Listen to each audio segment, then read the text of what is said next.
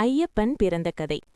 பண்டைய காலத்தில் தேவர்களுக்கும் அசுரர்களுக்கும் இடையில் தொடர்ந்து போர்கள் நடந்து கொண்டிருந்தன.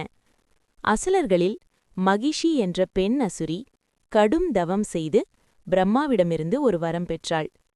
சிவனும் விஷ்ணுவும் சேர்ந்து பெற்ற மகனால் மட்டுமே நான் அழிக்கப்பட வேண்டும் என்ற அந்த வரம் அவளை அகங்காரத்தின் உச்சிக்கு கொண்டு சென்றது. சிவனும் விஷ்ணுவும் எப்படி சேர்ந்து பிள்ளை பெறுவார்கள் என்று நினைத்து மகிஷி தேவர்களை கொடுமைப்படுத்தத் தொடங்கினாள். தேவர்கள் துயரத்தில் சிவனையும் விஷ்ணுவையும் சரணடைந்தார்கள். மோகினி அவதாரம். முன்னொரு காலத்தில் அமிர்தம் பகிர்ந்தபோது விஷ்ணு மோகினி என்ற அழகிய பெண் அவதாரம் எடுத்திருந்தார்.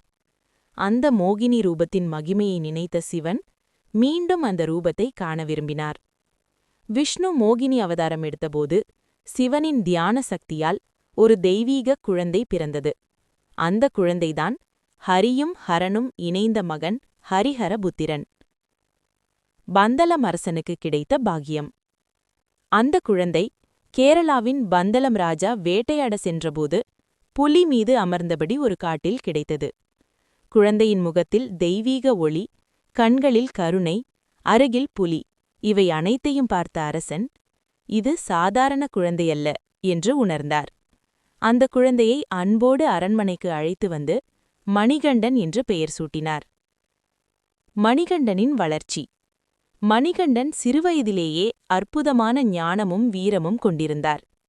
அம்பு எய்தல், வாள் சண்டை, வேத ஞானம் அனைத்திலும் சிறந்து விளங்கினார். ஆனால் அரண்மனையிலிருந்த ராணிக்கு, இந்த குழந்தை என் மகனின் அரச உரிமையை பறித்து விடுவானோ என்ற சந்தேகம் வந்தது. புலியின் பால் சதி. ராணி ஒரு நாடகத்தை ஆடினாள். புலியின் பால்தான் மருந்து என்று கூறினாள். அனைவரும் அஞ்சினார்கள். புலியின் பால் எடுப்பது உயிர் துறப்பதற்கு சமம். ஆனால் மணிகண்டன் அமைதியாக சொன்னான், அம்மா, நான் கொண்டு வருகிறேன். தெய்வீக வெளிப்பாடு. காட்டுக்கு சென்ற மணிகண்டன் தன் உண்மையான ரூபத்தை வெளிப்படுத்தினார். புலிகளெல்லாம் பணிந்தன. புலிகளுடன் ஊருக்கு திரும்பினார். அப்போது அனைவரும் உணர்ந்தார்கள், மணிகண்டன் மனிதனல்ல, தெய்வம். ஐயப்பன் அவதாரம். மணிகண்டன் அரசனிடம் கூறினார், நான் மகிஷியை அழிக்க வந்த ஹரிஹரபுத்திரன். மகிஷியை அழித்து அவளுக்கு மோக்ஷமும் அருளினார். பின்னர் சொன்னார், சபரிமலையில் நான் வாசம் செய்வேன். என்னை நாடி வரும் அனைவருக்கும் ஜாதி மதம் பேதமில்லாமல் அருள் புரிவேன். அந்த நாளிலிருந்து ஐயப்பன் உலக மக்களின் காவல் தெய்வமாக விளங்குகிறார். சிந்தனை.